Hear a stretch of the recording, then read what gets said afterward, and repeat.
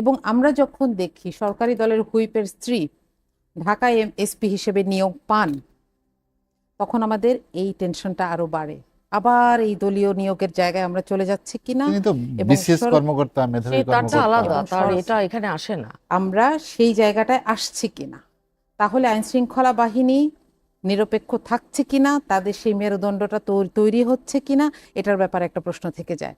আপনি যেখানে ঝামেলা দেখছেন সেগুলো দায়িত্ব কার এখন বিচার করার? আসিয়ার মৃত্যুর যে বিচার হয়ে গেছে, তাদের সেই বিচার কার্যকর করার দায়িত্ব কার? আমরা তো মনে করিয়ে দিতে পারি, কিন্তু আমরা তো কাজটা করতে পারবো না।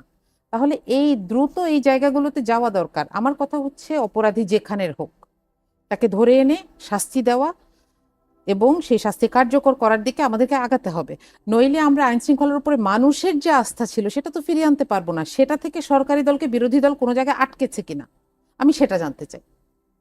তাহলে কিন্তু আমরা বুঝবো যে এখানে আসলে আইন শৃঙ্খলা পরিস্থিতি কেন খারাপ হচ্ছে। আচ্ছা, প্রথম কথা হচ্ছে যে দমনের কথাটা বলাটাও এখন আমাদের জন্য ভীতিকর ব্যাপার, কারণ আমরা যে সময়টার মধ্য দিয়ে এসেছি।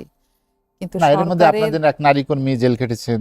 জি, আরো সরকারের অনেকগুলো প্রথম 2 ঘটনা আছে। মাসে প্রতি 4 দিনে একজন করে মত প্রকাশের জন্য অ্যারেস্ট হয়েছেন। এখানে একটা সত্যি কথা বুঝতে হবে, সেটা হচ্ছে যে আমি কি সমর্থন করছি যে যে এই কথাগুলো বলেছে কোনো একটা অশ্লীল ফটোকার্ড শেয়ার করেছে? না। কিন্তু নিন্দনীয় কাজ আর শাস্তিযোগ্য কাজ দুটো আলাদা কথা। সরকারকে এই জায়গায় আপরাইট থাকতেই হবে। আমরা কুখ্যাত জননিরাপত্তা আইনের দিকে আর যেতে চাই না, যেখানে একজন মানুষকে তুলে নিয়ে 6 মাস কিংবা 1 বছর কোনো রকম ব্যাখ্যা কিংবা কারণ দর্শানো ব্যতীত, এমনকি বিচারপতির সামনে আনা ছাড়া, কোর্টের সামনে আনা ছাড়া, জুডিশিয়াল ম্যাজিস্ট্রেটের সামনে আনা ছাড়া তাকে আটকে রাখা যাবে, সেই নিয়ম ছিল। আমরা সেদিকে যেতে চাই না। কিন্তু সরকারের প্রথম 2 মাস প্রতি 4 দিনে একজন করে অ্যারেস্ট হয়েছেন এই কারণে। এটা একটা বিষয়। দমনের কথা তো এমনি এমনি আসে নাই। দ্বিতীয় কথা হচ্ছে, লাইন কমে গেল কেন, লাইন বেশি ছিল কেন, আমরা যদি একটু জিজ্ঞেস করি। যেহেতু আশেপাশের সবগুলো দেশের তুলনায় বাংলাদেশের দাম বাড়ানো হচ্ছিল না, সেহেতু এখানে একটা মজুতদারির প্রবণতা ছিল এবং সরকারি অভিযানেই কিন্তু বিপুল পরিমাণ তেল উদ্ধারিত হয়েছে। উদ্ধার করা হয়েছে মানুষের বাসা থেকে, অফিস থেকে, এমনকি পুকুরের নিচে গ্যালনে করে আটকে রেখেছে, জমিয়ে রেখেছে। এগুলো কোথায় গেল? এগুলো কোথায় নিয়েছে? কোথা থেকে নিয়েছে? সেই লাইন ধরে। যখন দাম বাড়ানো হলো তখন কিন্তু লাইন অটোমেটিক কমে আসার কথা, কারণ তখন মানুষ লজিক্যালি স্টোর করবে যে ঠিক আছে, স্টোর আছে, স্টোরেজ আছে, আমি লজিক্যালি কিনবো, আমি তো অনেক বেশি কিনে লাভ নাই। তার 2 দিন পরে কমিটি হয়। সুতরাং এখানে যে ষড়যন্ত্র তত্ত্বের কথা বলছে, আমি তো আসলে ফেসবুক থেকে ডেটা নেই না, সুতরাং আমার কাছে এটা ভিত্তিহীন মনে হয়। তৃতীয় কথা, আপনি যেটা বলছিলেন যে সংবিধান সংশোধন কমিটিতে যেটা আসার কথা, দেখেন এখন আমার দরকার মৌলিক অধিকার। আপনি আমাকে বলবেন যে আমি তোমাকে 3 বেলা চিপস খেতে দিব, তোমাকে তো দিচ্ছি, তো কিছু না কিছু তো দিচ্ছি। কথা ছিল পুরো সংসদের সকল সংসদ সদস্য সংবিধান সংস্কার পরিষদের সদস্য হিসেবে শপথ নেবেন। এটা করলে কি ক্ষতি হতো, আমি এ পর্যন্ত এই জবাবটা কারোর কাছে পাইনি। আমি ব্যক্তিগতভাবেও জিজ্ঞেস করেছি। উল্টো আমরা এখন 2 জন গুরুত্বপূর্ণ মানুষের কাছ থেকে এখন এই কথাটা শুনেছি যে আমরা যদি গণভোটে রাজি না হতাম তাহলে নির্বাচনটা দেয়া হতো না। তাহলে এখন যদি আমি সরকারের নিয়ত নিয়ে সন্দেহ পোষণ করে, আমাকে দোষ দেওয়া যাবে না। এখন যে কমিটিটার কথা বলা হচ্ছে সেইটা আমি জানি না দল কি সিদ্ধান্ত নেন, কিন্তু জুলাই সনদ ইজ আ প্যাকেজ। এটার ব্যাপারে আমাদের ডিসিশন এখন পর্যন্ত বাইনারি, যে either the whole of it or we will fight for the whole of it. এই জন্যই দেখেন ডেপুটি স্পিকারের পদটি অফার করা সত্ত্বেও, বিদ্যমান সংবিধানে কিন্তু ডেপুটি স্পিকার 2 জন নাই। এটা কিসের ভিত্তিতে অফার করা হয়েছে আমি আসলে জানি না, কিন্তু এটা বিরোধী দলকে অফার করা হয়েছিল এবং বিরোধী দল সেটা গ্রহণ করে নাই, কিন্তু সেই একই এক্সকিউজে যে আমরা সংবিধানের যে সংস্কারটা চাচ্ছিলাম সেটাকে আমরা পুরোটা চাই। আমাকে একটা দিবেন, আমি একটা টোপ গিলবো, এরপর আপনি বলবেন যে আপনি তো ঠিকই নিয়েছেন, সুযোগটা তো ঠিকই নিয়েছেন। অথবা আমি তো এই যে হ্যাঁ ভোটের 70% মানুষের ম্যান্ডেটের সাথে অন্যায় করছি। কোনটা উপরে, সংবিধান উপরে নাকি জনগণের অভিপ্রায় উপরে? সংবিধানের রচয়িতা তো মানুষ, জনগণের অভিপ্রায় নিশ্চয়ই অবশ্যই। তাহলে এই যে জনগণের অভিপ্রায় 70%, আমি সেটাকে অস্বীকার করছি, অথবা আমি সেটাকে প্রায়োরিটিতে পরে রাখছি, আমি বলছি আমি এখনকার সিস্টেমে কোনোভাবে এটাকে অ্যাকোমোডেট করব, এখানেই সন্দেহগুলো তৈরি হয় আসলে।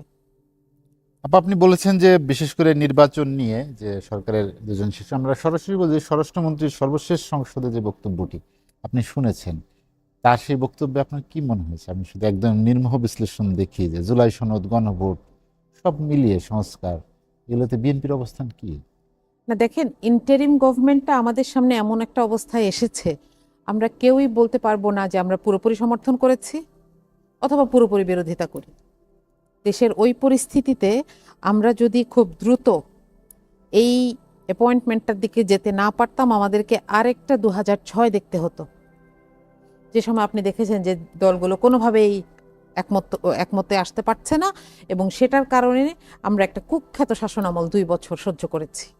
এবং সেটারই কিন্তু ফলাফল ছিল 2008-এর, যেটাকে আমরা বলি ম্যানেজড ইলেকশন। সেটাকে বলা হয় যে সেটা একটা সুষ্ঠু ইলেকশন হয়েছিল, কিন্তু পরবর্তীতে কিন্তু অনেকগুলো সোশিও ইকোনমিক রিসার্চ এগুলো উঠে এসেছে যে 2008-এর নির্বাচন আসলে একটা উদ্দেশ্যমূলক নির্বাচন ছিল, এবং ইচ্ছে করে বিরোধী দলের অস্তিত্বকে অলমোস্ট জিরো করে দেওয়া হয়েছে।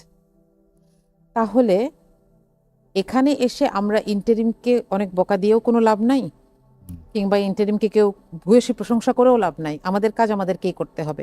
আমরা বরং এতটুকু বলতে পারি, ইন্টারিম যে সময়টাই ছিল সেই সময়টা তো আমরা দল গোছানোর সুযোগ পেয়েছি, যেটা গত 17 বছর মিসিং ছিল। প্রত্যেকেই জেলা পর্যায়ে সফর করেছেন। নির্বাচন যদি বিএনপি যেরকম চাচ্ছিল সেরকম যদি 6 মাসের মধ্যে নির্বাচন দিয়ে দিতে হতো, তাহলে কিন্তু এই গোছানোটা সম্ভব ছিল না। আপনি দেখেছেন প্রথম 6 মাস বিএনপিকে শুধুমাত্র বহিষ্কার করে করেই কাটাতে হয়েছে, কারণ বিভিন্ন দুষ্কৃতকারীদের মধ্যে বিএনপি নেতাদের নাম পাওয়া যাচ্ছিল। এটা একটা অনেক বড় চ্যালেঞ্জ ছিল। আমরা এটাকে থ্যাঙ্কস না দেই, কিন্তু অ্যাকনলেজ তো করতে হবে। এখন কথা হচ্ছে যে ওই সময়ে আমরা নির্বাচন এমনভাবে চাচ্ছিলাম কিনা যে আমাদেরকে গণভোটে রাজি হতে হয়েছে, এটা আসলে এখন ইনভ্যালিড। যে কারণেই রাজি হয়েছে, 70% হ্যাঁ ভোটের এই দায়কে কেউ এড়াতে পারবে না। এটা হচ্ছে কথা। কে কোন নিয়তে চেয়েছে এটা ইম্পর্টেন্ট না, এটা আমরা শুনতেও চাই না। আসলে আমরা দেখতে চাই এটা একটা ম্যান্ডেট, এবং এটার মর্যাদা সংবিধানের ওপরে, এবং সেটার কার্যকারিতা আছে কিনা, করা হচ্ছে কিনা, সে ব্যাপারে আন্তরিকতাকে আমরা এটা দেখতে চাই। সেই পথে সরকার হাঁটছে কিনা সেরকম Exactly. কোনো কিছু আভাস পাচ্ছেন কিনা? নির্বাচন নিয়ে বলেছেন, নির্বাচন আপনাদেরই তো অনেক বড় অভিযোগ আছে নির্বাচন নিয়ে, ইলেকশন ইঞ্জিনিয়ারিং এর। জি, এই অভিযোগ কেন? দেখেন, আমরা তো ভেগ অভিযোগ করি নাই। আমরা এগুলো নিয়ে আপিল করেছি, এগুলো নিয়ে শুনানি হচ্ছে। হয়তো রেজাল্ট খুব বেশি চেঞ্জ হবে না, কিন্তু আমাদের কাছে প্রমাণগুলো আছে দেখেই তো আপিল করা হয়েছে।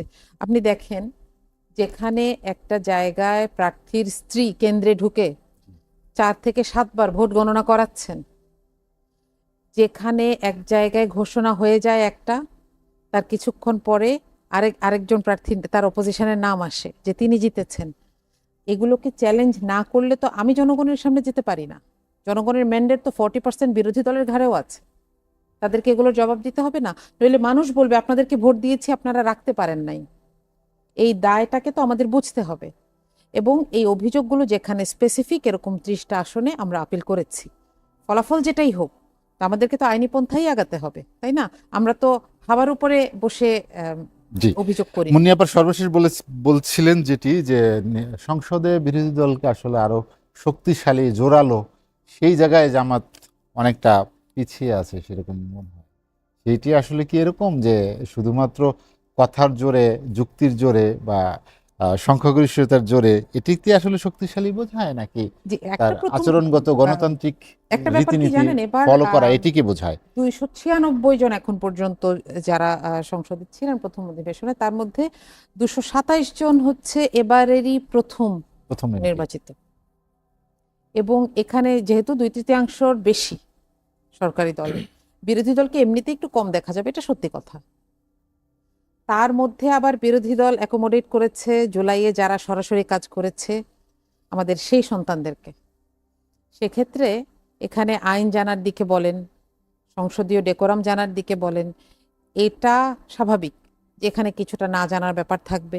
কিন্তু ভুল কিন্তু দুই পক্ষেরই হচ্ছে। আমরা এটাকে তো কিছুদিন ক্ষমাসুন্দর দৃষ্টিতে দেখতে হবে, কারণ এটা একটা ট্রেনিং।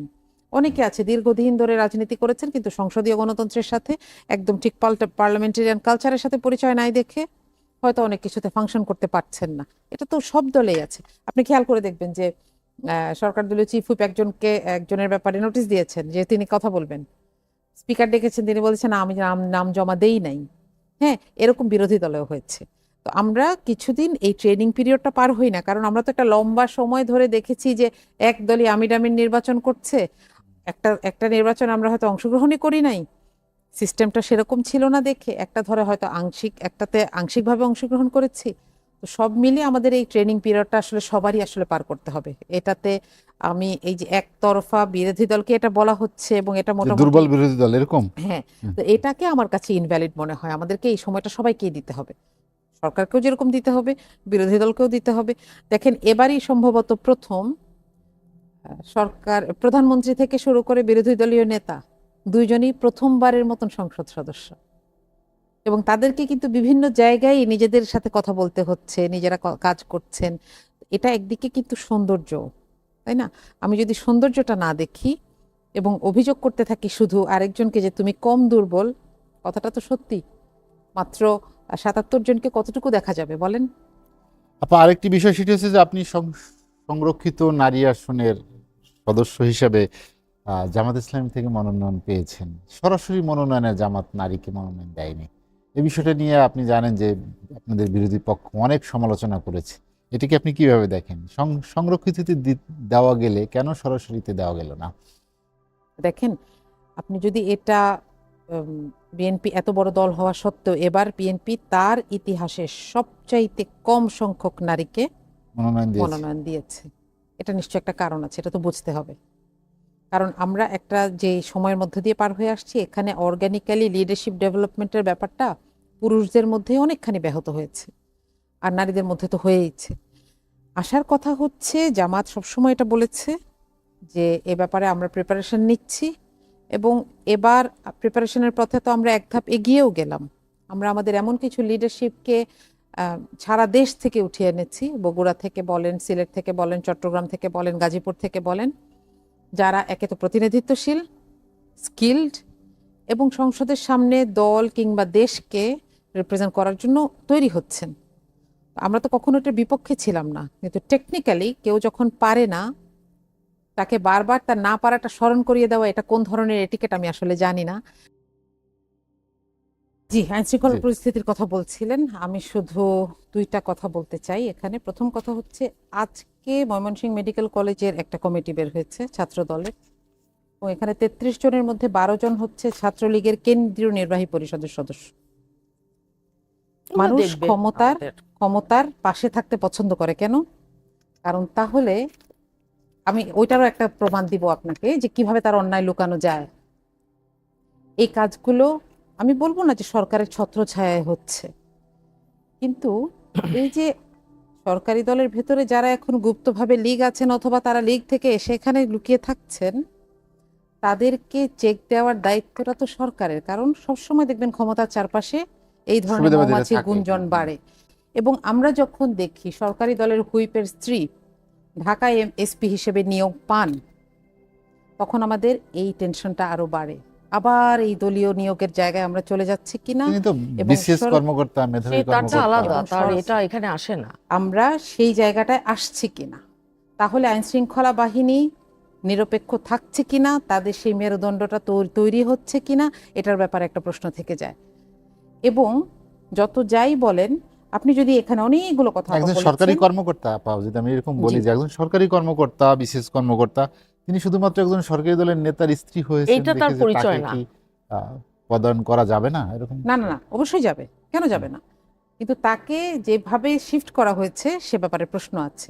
এখন আমার কথা হচ্ছে, যেই মামলাগুলো হচ্ছে, যেখানে দুষ্কৃতি হচ্ছে, আপনি প্রথম আলোর যেখানে মব হয়েছে, আপনি যেখানে ঝামেলা দেখছেন, সেগুলো দায়িত্ব কার এখন বিচার করার? আসিয়ার মৃত্যুর যে বিচার হয়ে গেছে, তাদের সেই বিচার কার্যকর করার দায়িত্ব কার? আমরা তো মনে করিয়ে দিতে পারি, কিন্তু আমরা তো কাজটা করতে পারবো না।